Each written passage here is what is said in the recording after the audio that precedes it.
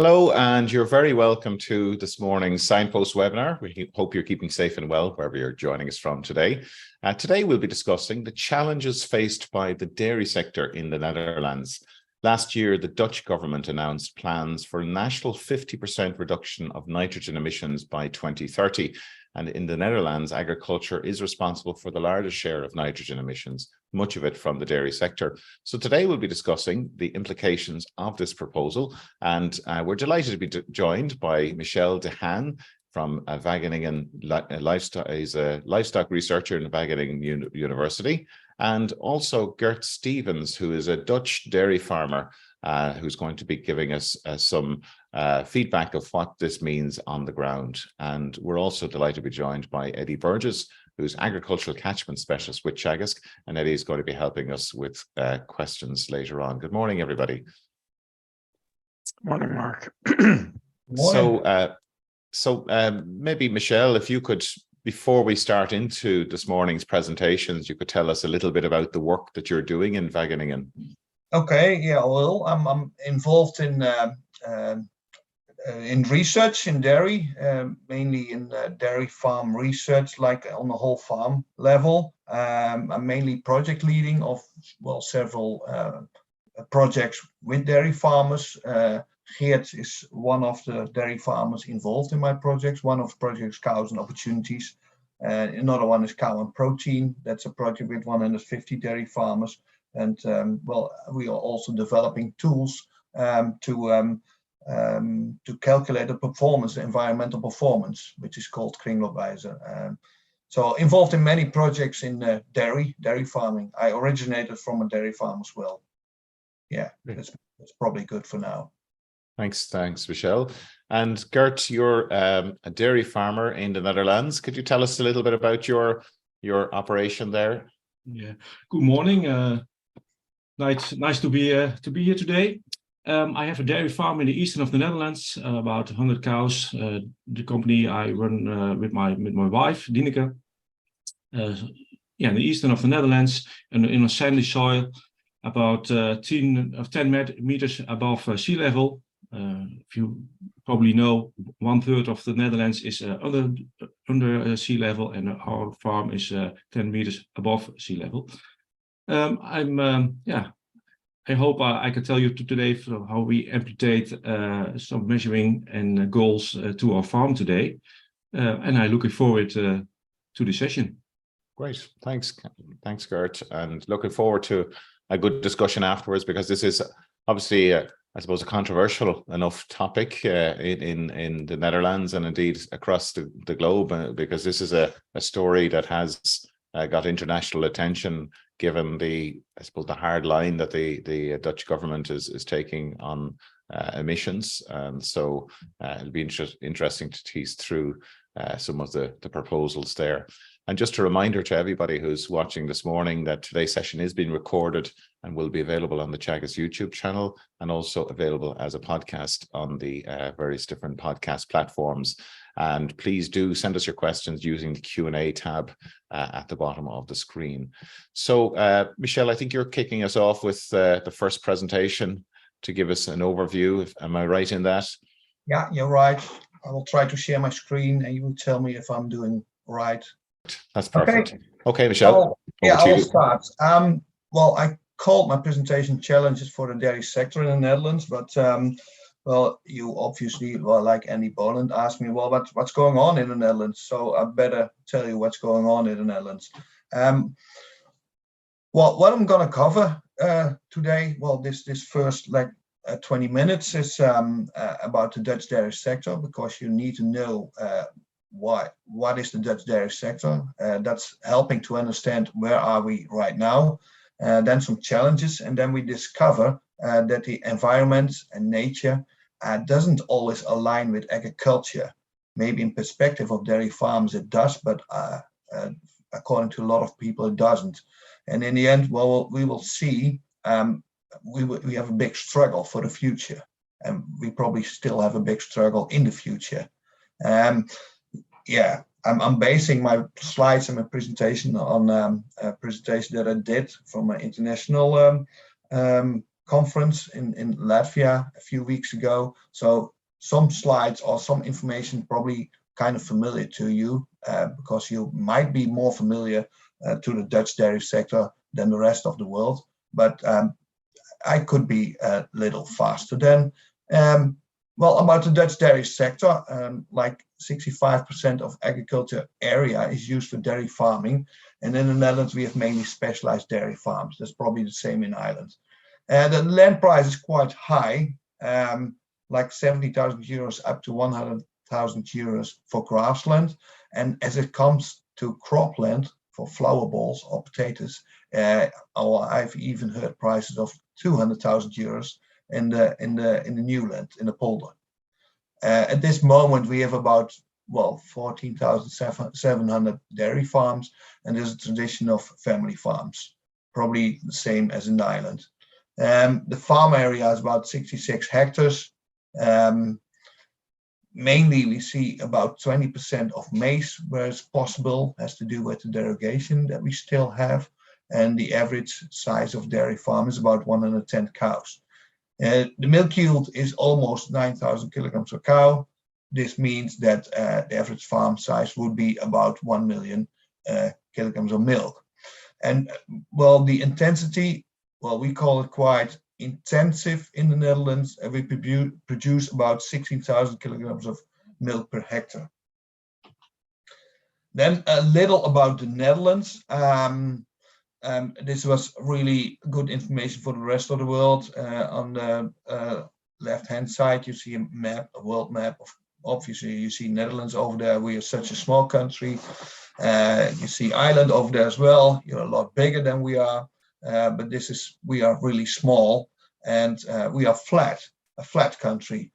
Geert already told you, well, his farm is 10 meters above sea level. And some farms or a lot of land is below sea level, but it's about the variation we got. We have some hills, maybe 3 in the south. So we are flat and we are green. Maybe not as green as Ireland, but most of the times in the year we're green. We have water, we have ditches. We do pasture grazing, less than you do in Ireland, but still there's a lot of pasture grazing. It's encouraged as well. And we do other crops, flower balls, and that's on the picture on the right-hand side below. There's rotations with other crops, with potatoes, with wheat. So that's about the Netherlands. Then this next picture, that's about, well, we can compare countries, and that's helping understanding the story. On the left-hand side, we see abbreviations, or we see the names of the countries, like UK, the Netherlands, and the country below on the last line, that's Ireland. I wrote down the surface, the area, the square kilometers, and then you see the Netherlands. Well, we have only 41,000 square kilometers, which is by far the smallest country. Then Ireland is not a really big country, but you're almost twice as big as the Netherlands. Then the inhabitants, well, India, really a big country, became the country with the most inhabitants this year in the world.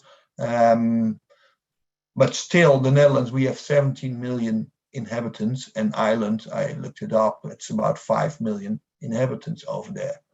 Then the milk production, total milk production of the land, India is producing a lot. It's producing about, well, it's not on the world market, but it's still producing a lot. Germany, France is producing more. Well, we are producing almost the same amount of milk as the UK. And well, Ireland is gone up milk production, like about 9 million tons, but the Netherlands, we still produce 14 million tons. Which brings us to the next picture. When we are comparing countries, we can divide the square kilometers, the people per square kilometers, and the tons of milk per square kilometers.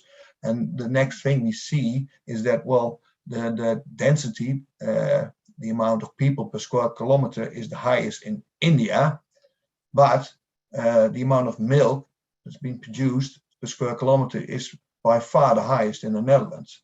And at this States, I also see quite a lot of milk per square kilometer produced in Ireland, but it's really a lot in the Netherlands.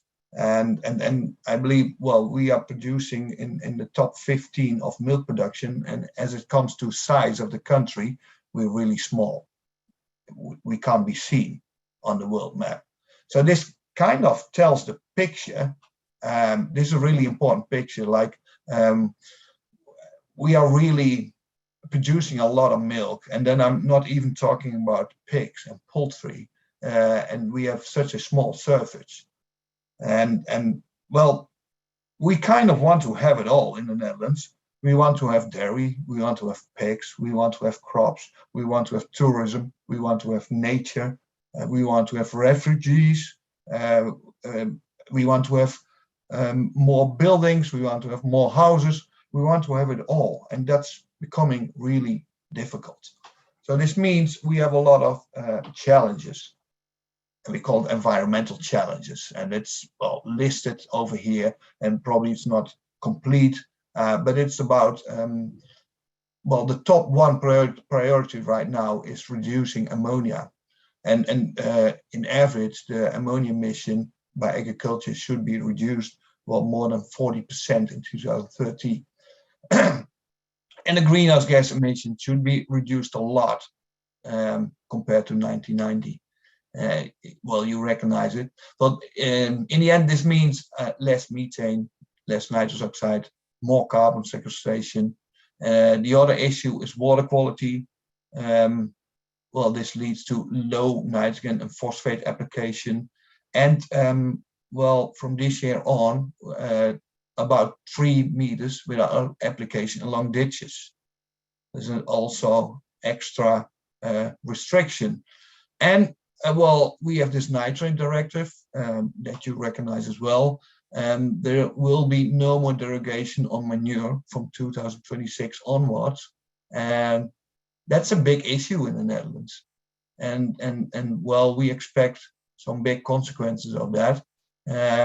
Now it's a scheme that's leading to the situation without derogation, which means we can only apply 43 tons of manure per hectare, which is not a lot. And then biodiversity is a big issue in Europe and in the Netherlands, and the Dutch government wants to be a front runner in circularity.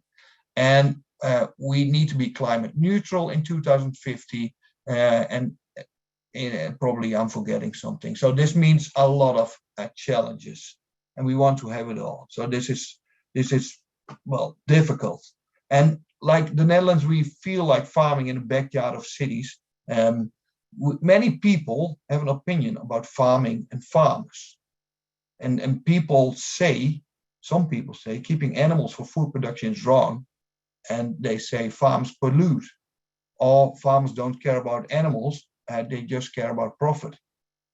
And less animals will lead to less environmental issues. That's what they say, and it's, I think, good to be aware of. I think only about 2% of the population in the Netherlands has something to do with agriculture. 2% of our 17 million people. So that's a struggle. That's difficult. And then we have this situation. We have politicians, and some politicians say, let's cut down the number of livestock by 50%. And that's what they say, and that's a really big issue. And then we have this. We call this the nitrogen map. And this is the map on the left-hand side. It's Dutch, but I will explain a little. This is the map that was introduced last year in June by our Minister of Nitrogen. Yeah, we have a Ministry of Nitrogen, and sent out to all farmers. And it shows on which place in the Netherlands the ammonia reduction will be from, let's say, 12% up to 95%. And usually the greener, the better, but in this map, the greener, the more reduction is needed. That's up to 95% of ammonia emission over there.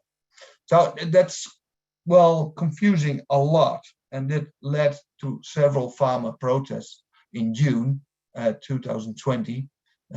farmers drove with the tractors on the way to The Hague.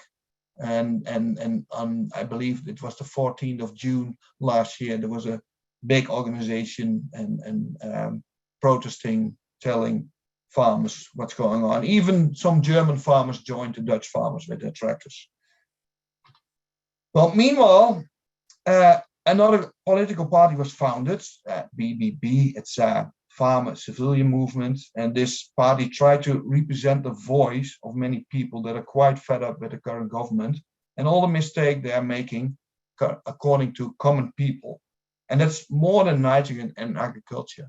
It's not only about agriculture, it's about building houses, it's about refugees, it's about gas. It's well, people are quite fed up, and at this very moment, well, it's not certain if our government will still be our government today. It's a big issue at this very moment.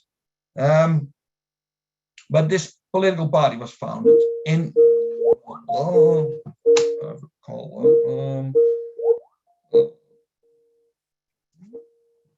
in 2020. Well, we had an election for the government, and this political party just got 1 seat out of 150, which is very little, but a start. In 2023, we had election for provinces. This party came in as biggest party in 12 provinces, which was quite a shock for the current government. The government is confused, but tries to carry out plans that were already made. And for agriculture, an agriculture agreement was to be made. An agreement with the government and agricultural organizations, mainly about reducing ammonia emission, when to reduce, how to reduce, how much to reduce, and how farmers can still earn money. And it was with organizations representing farmers, and there are, well, I wrote down more than 5. It's more than 5 organizations. The farmers' organizations in the Netherlands are quite divided as well, so it's really difficult to get an agreement. Retail organizations, nature organizations were part of the discussion, and well, it was due to reach an agreement on the 18th of May, but at that moment there wasn't an agreement. So they carried on, and the next deadline was the 21st of June. Then an agreement was expected. However, the main farmers organization, LTO, stopped debating and negotiating with the government at the 21st of June. And the main argument was, well, there are not enough positive issues for the agriculture sector, so there is no agriculture agreement at this moment. This means that the government will come and has to come up with an agriculture policy, and that's due in September. But who knows? Who knows what's going to happen? So, well, in the end, there's nothing certain at this moment, so I could end my talk because that's all what we know right now. However, that wouldn't be really satisfying for you. So I will tell some personal expectations I have, and maybe, well, Geert can agree on that, or say, well, no, Michel, you're wrong. But I expect something, and please don't quote me on that. It's my personal opinion. It's not a Wageningen statement. What do I expect? I expect in that policy less ammonia, less methane, less nitrous oxide, and less carbon dioxide, and more biodiversity. And it's more than a little. It's not just a little less.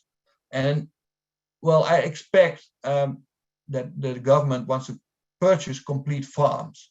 And there is a purchase scheme launched already on the 14th of June, like you can discover if you're a main polluter, and then you can sign in and probably get 120% of the value of your barns and cattle. And that's probably farms close to nature area. And there will be stimulus to keep less animals and society, government wants to have extensive and more organic dairy farming. And I expect that there will be some measures about manure, about barns, about storage. I don't know yet. Maybe some sensor technology. Well, it's a picture in the middle on the right-hand side, measuring emissions on barns. There's development to develop sensors and use that to prove what the emission really is. I expect some certified calculation system, some mineral accounting system that's well, the government and the politicians wants to go that way to show and to calculate your performance. And there's a big urge to the society and retail for higher agricultural prices to give farmers some earnings. And I expect some extra money for grassland with restrictions in use. But that's my personal expectations. We never know what's going to happen, but I think this is the way that society and the government's kind of moving. Yeah, this is probably what I can say about what's happening in the Netherlands. And well, I will give the floor to Geert. This is a picture of Geert Stevens and his farms. And well, I will end with a statement. I know and I expect there will be room for all kinds of dairy farms, even in the Netherlands. So far, thanks for your attention. Maybe there are questions already. We have questions, but I think we'll leave them till the end. Okay. But maybe just while Geert is getting, maybe if you could stop sharing your presentation for us, and Geert, if you could share your presentation. Michel, there is a question about the amount of concentrate or meals fed to cows in the Netherlands. What's roughly the percentage of cows, the diet grazed grass versus concentrates? Okay. The amount of concentrates, I would say that could be up to 30% of the total ration. Yeah. Up to, yeah, I think, or up to, on average, I would say 30% of the ratio. And on average, the amount of fresh grass, grazed grass, well, that would go to 12% of the total ration. And then, obviously, we feed maize silage, grass silage, and some byproducts. Okay, that's just mainly an average, and it's a real big diversity. We also have farms in our project. The farmer that's well, grazing like the Irish way. Yeah, grazing a lot over there. That is a contrast, all right. I mean, in Ireland, it's about 95% of the diet would be grass, so it's quite a difference. So, Geert, if you could turn on your microphone for us, and we will hear your presentation. And reminder to everybody, do send us your questions using the Q&A tab at the bottom of the screen. So thanks again, Michel. We'll chat to you after Geert's presentation. Okay, thank you for letting me tell you something about Dutch dairy farming today. This is our farm information. So I told you before, our company is located in the eastern of the Netherlands. We have a sandy soil and about 10 meters above sea level, 100 cows, a little bit below the average in the Netherlands. We are producing milk on the Planet Proof label. It's a label from Friesland Campina, and we do a bigger yeah, we had to do more about CO2 greenhouse gases reduction. We had to do more about nature, and we need to do more about our livestock health. And yeah, we get more money for our milk, 4 or 5 euro cents for a liter. And when we produce on this label from Planet Proof, it's almost 5 to 7% of the milk in the Netherlands is produced under the label of Planet Proof of Friesland Campina. There's not more market for that milk. So it's limited. Next slide, please, Michel. First of all, we are farming to support our family financially. That's most important. But of course, we also have an eye for our environment, and that's very important. We want to make a balance in that. So that's our farm strategy. The next slide, please. Michel told us a lot about the challenges for the dairy farming in the Netherlands, and all tasks are come together in one place, and that's the farmyard, the place where we work every day, where we live every day. And that's not simple. The big question is for us with all those tasks: how do I make my income with all these tasks? And in this project, so Scouting Opportunities, we implement all those tasks, and a lot of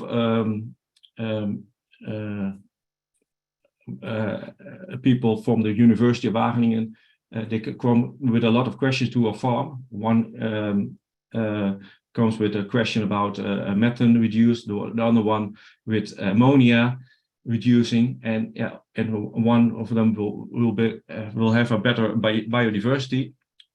And as a farmer, you can have to make something of that. So how can we steer on these teams?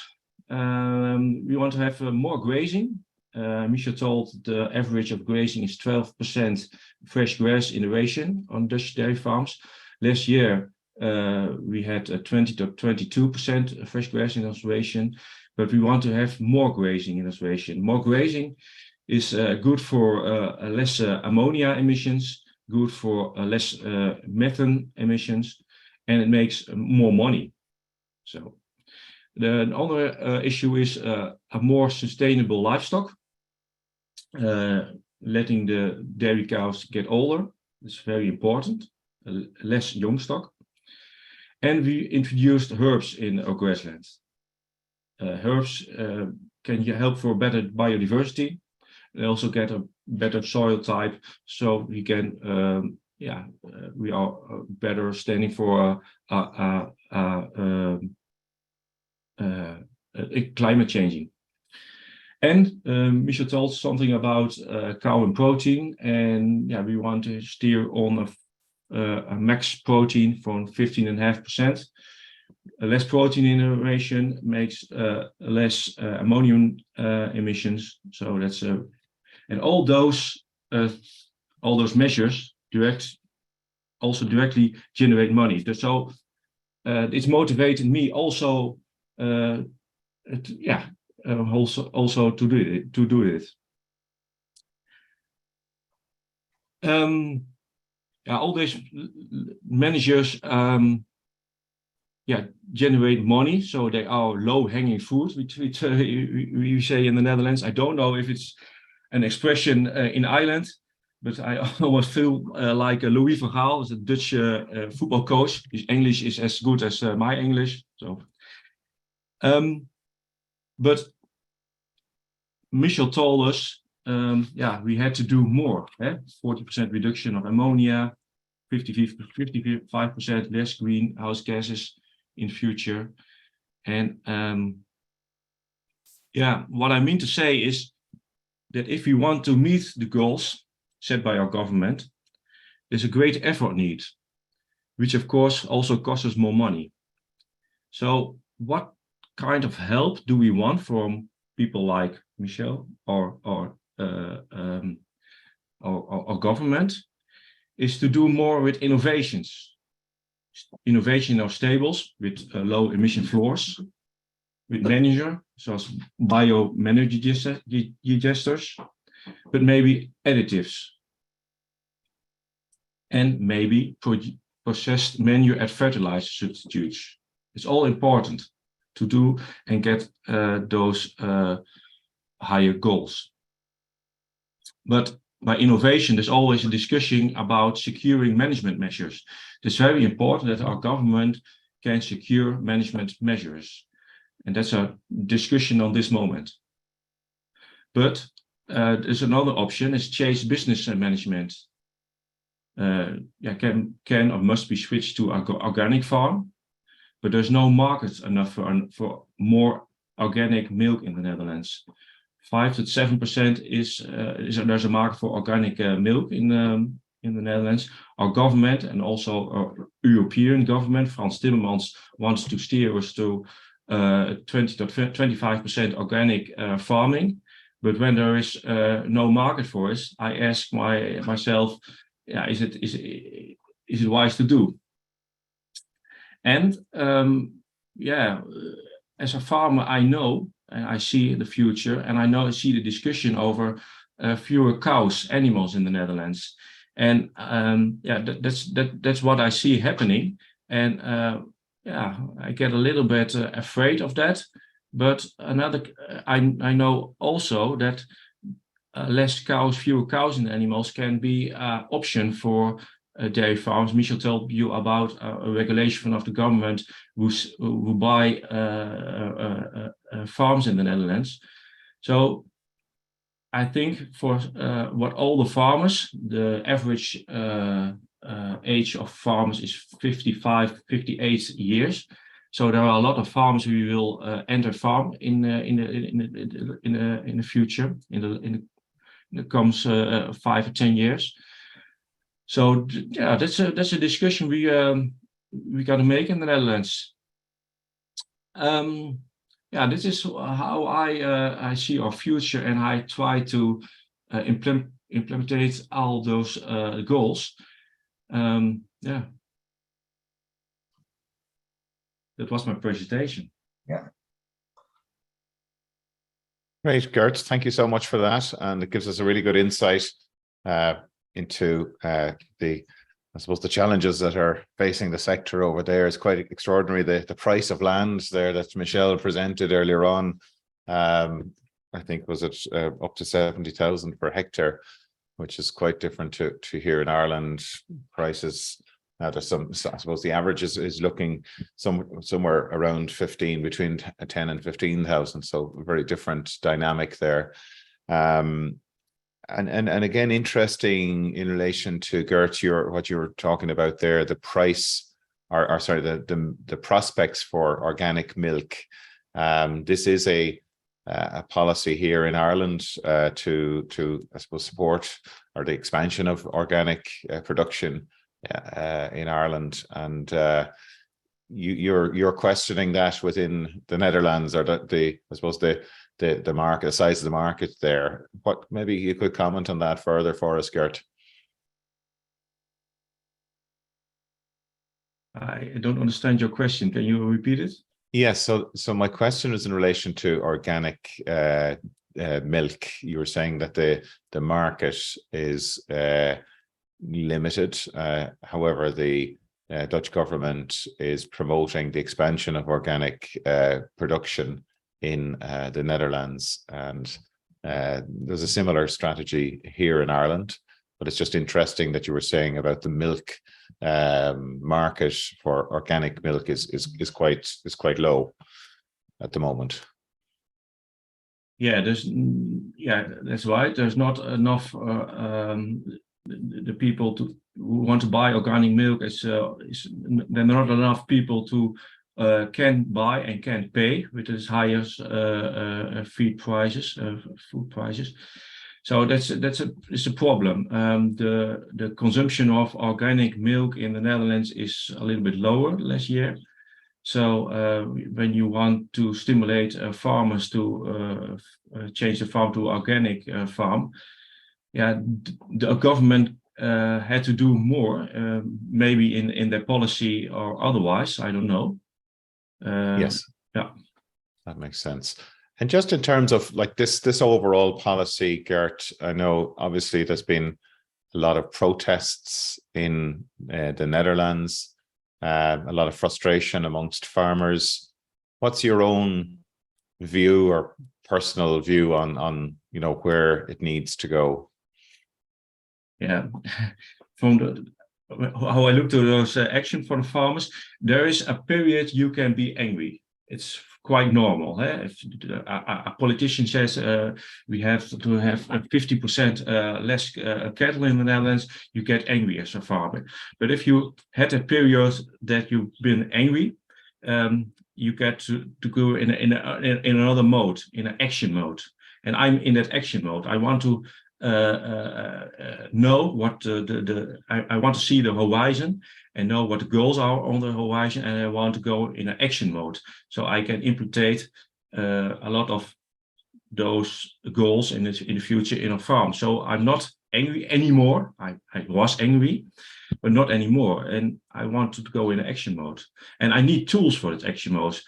So I'm not so glad that it Michel, you call it the Landbouwakkoord. Yeah, agricultural agreement. Yeah, I hope we had an agriculture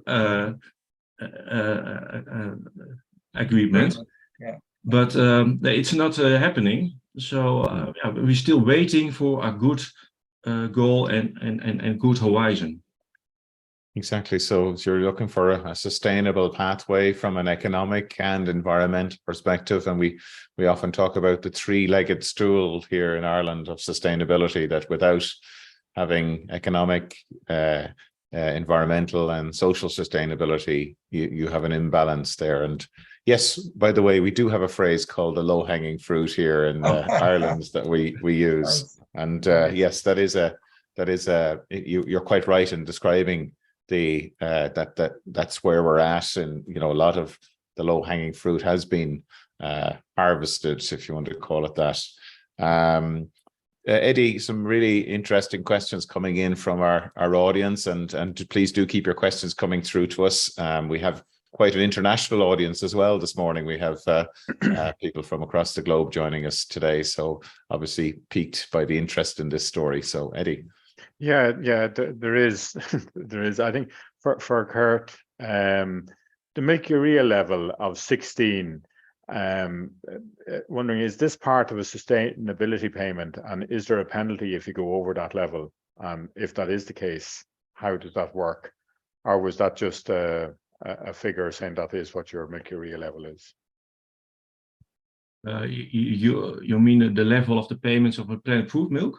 No. It's you have a milk-urea level of 16. Yeah. And is that part of a sustainability program? Yeah. In the Netherlands, we see that urea in the milk is related to the ammonia emissions.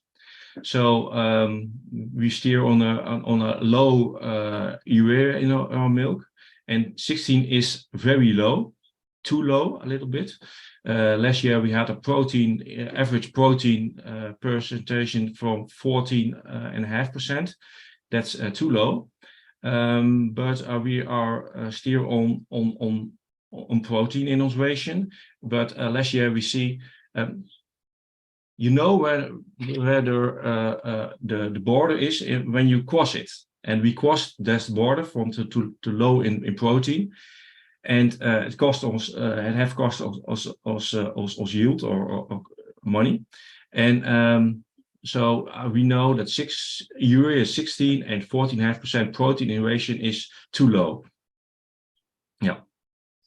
Maybe to add a little, there's no penalty if your urea is really high or low. We use it as an indicator for efficiency of protein feeding, and it's also an indicator for ammonia emission. Does that answer to the question, Eddie? Yeah. No, I think that does. That does. Thanks. And kind of following on for that, what are the top 3 measures for dairy farmers that are willing? Like what 3 measures are dairy farmers most likely to implement to reduce greenhouse gases and ammonia emissions? For who's that a question? Maybe both, I suppose. Yeah. Okay.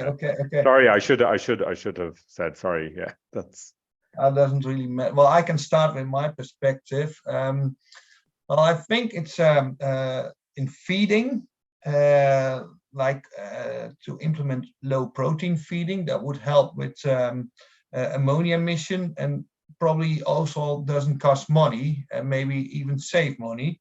So that's a start. well, it depends on the farm. That more grazing hours could help with the ammonia emission. For the greenhouse gases, well, feeding is important. However, people gained a lot last year using less concentrate or concentrate with low emission factors. That's helping for the carbon dioxide. And now there is some additives in the Netherlands, a Bovaer, a DSM additive, which still costs money, but it's helping a lot to reduce methane emission. And in some pilots, it's being used. And there's a payment scheme introduced by Friesland Campina. If your greenhouse gas emissions below a certain level, you get 1.5 cent extra per kilogram of milk, and which can be attractive. Just some measures, but well, I'm not really sure if it's the top 3. Maybe Geert can add to that. But what it's also interesting for farms in Ireland is that more fresh grazing in cows is make a lower emission factor of methane, and there are some new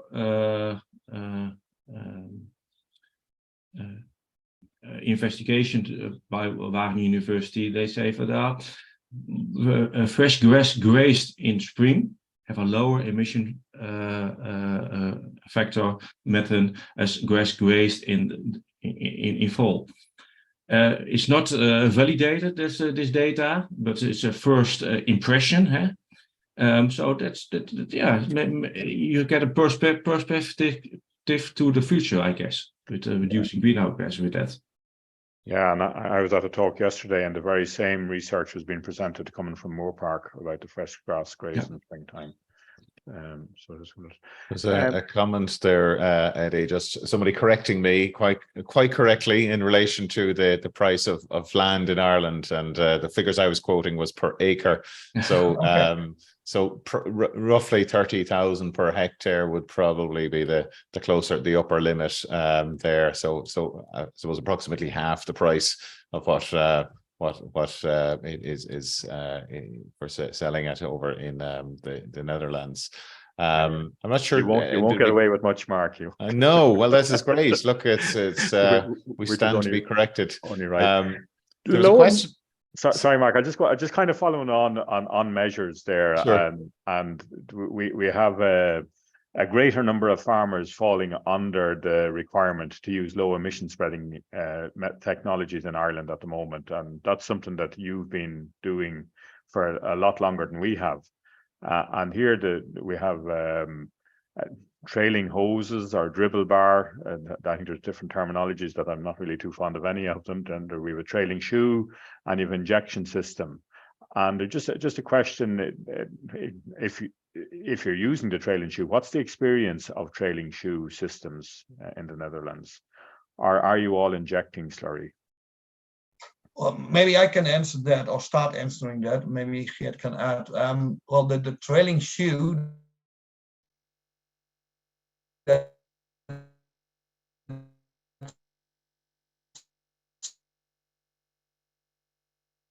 I think we're losing Michel there. Only allowed. Sorry, Michel, we're losing your sound there. It might be useful if you could turn off your video. Perhaps it might improve the signal.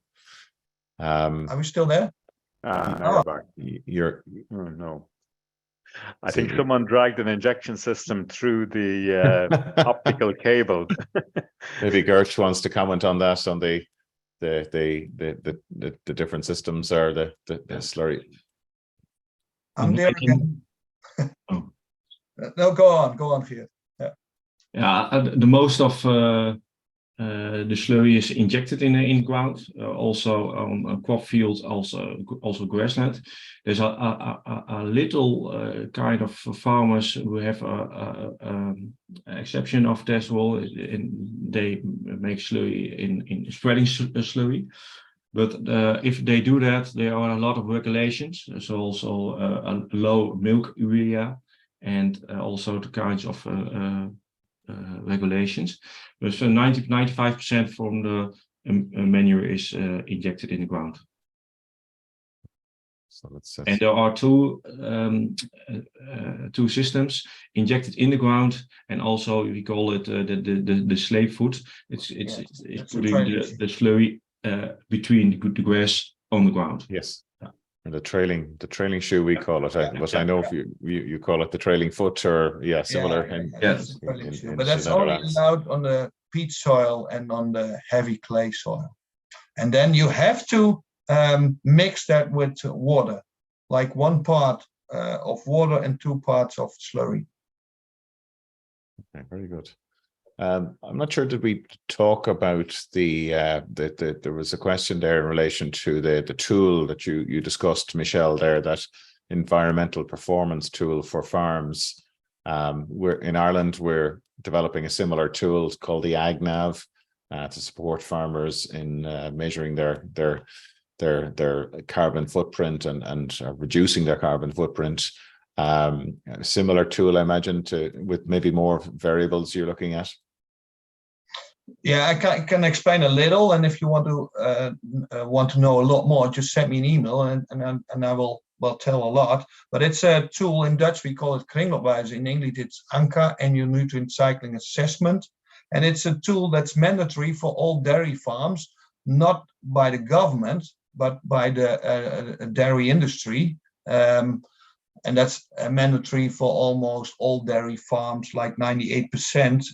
If you're delivering milk to the dairy industry that's connected to the Dutch Dairy Association, you have to fill out that tool.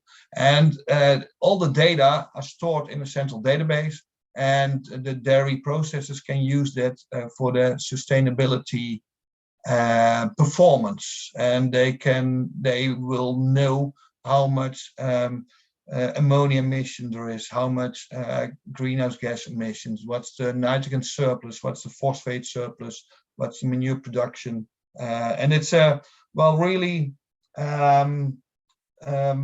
farm-based. It's a farm-specific tool, and it's connected to all kinds of data sources from the government, from the feed processors, to the dairy processors, and do the calculations. But if you're more interested in that, I can tell you a lot more about it, but it would take a lot more time, I would say. Of course, yes, yeah. We might get you back again, Michel, to it might, talk to us about that. Or maybe the one who's asking the question sent me an email.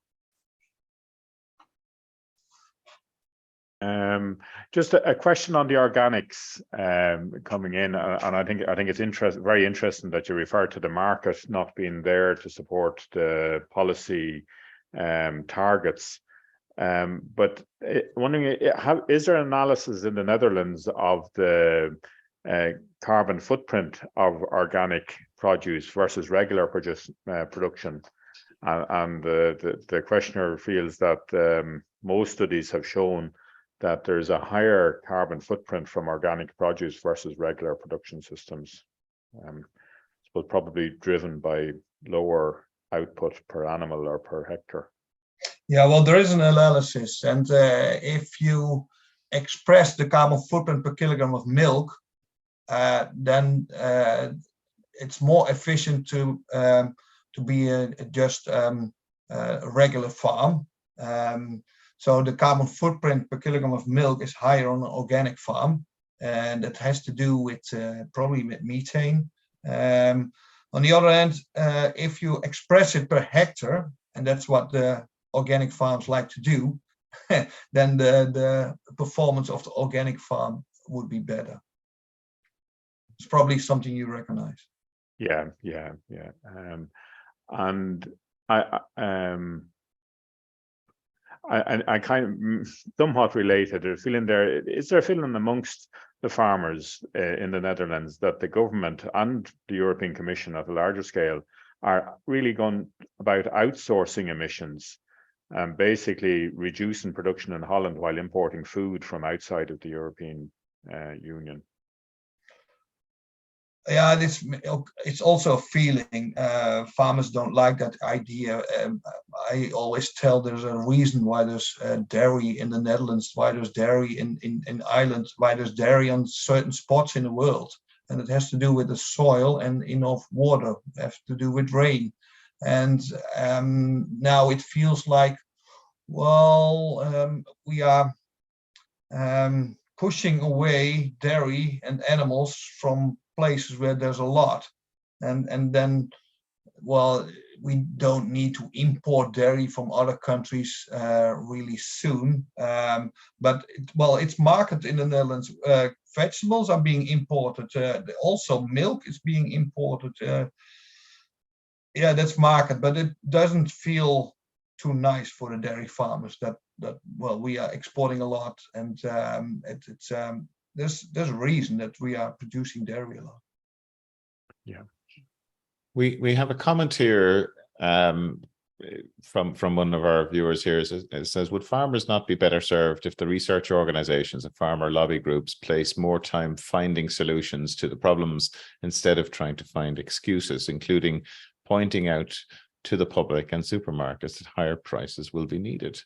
But it's simply a fact, I think, that you're presenting, that higher prices will be needed if production is restricted. Yeah, is that a question to Geert or to my? Well, if you both want to comment on it. Yeah. Well, I will start, and I kind of agree with that. But well, this is again, we have only 2%, and I think that includes researchers in farming that are somehow involved in agriculture, and even within research, everybody doesn't agree. I'm from the corner that I think, yeah, well, we should help more finding solutions instead of saying, well, the prices should be higher, because we are exporting a lot in the Netherlands. So if the prices in the Netherlands would be higher, it's only partly a solution. And it's, well, in the Netherlands, we kind of fond of having markets. We are heavily market driven. So in my opinion, that's not the big solution.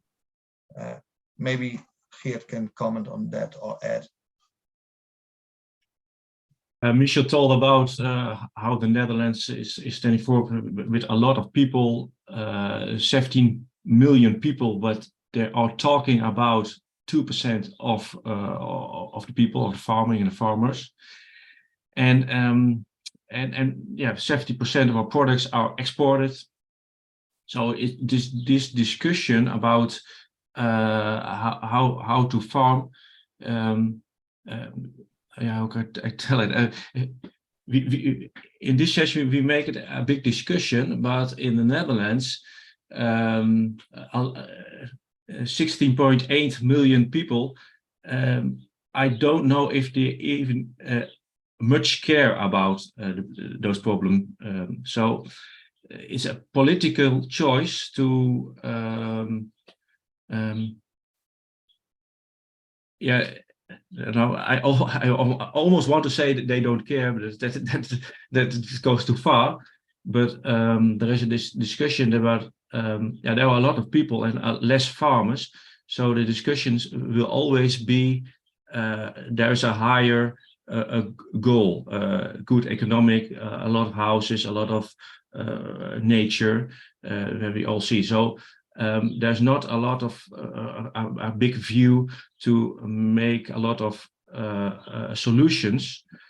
It's my opinion, but we are also, as farmers, want those solutions, but we are a small part of this whole system. You talked, I think it was Michel that mentioned that's a lot of the farms that are being bought out.